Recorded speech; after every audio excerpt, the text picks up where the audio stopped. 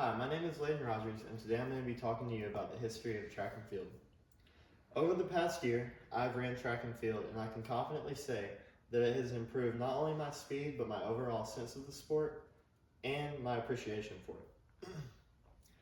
Track and field has many benefits for your health and fitness. It helps you learn how to breathe correctly, how to train yourself for endurance, and how to push yourself to limits that you didn't know you had.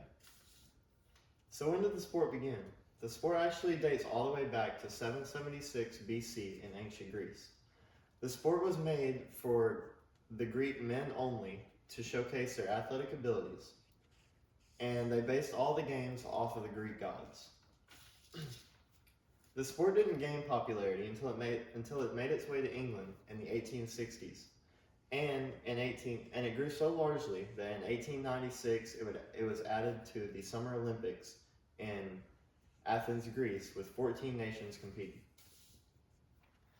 Track actually had a declining period during the medieval time, but it had its revival during the Renaissance period due to increasing technology.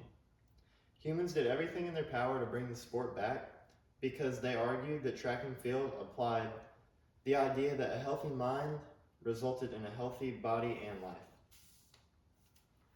Track and field modernized very quickly by adding pits to many of the jumping field events, and rules became a big part of the sport when it came to the US.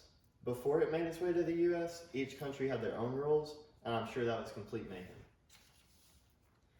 Technique is probably the biggest part of running. If you want to be quick, it takes the right form.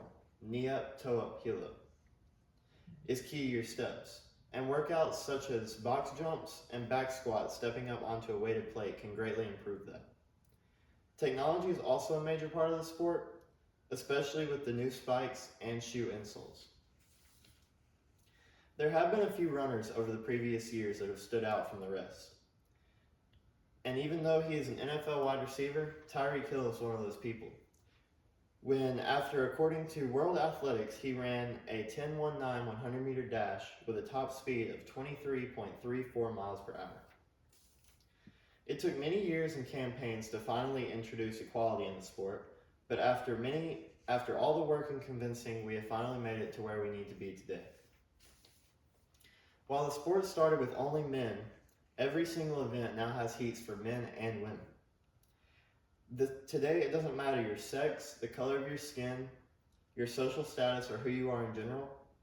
There is a spot for absolutely anyone in this sport.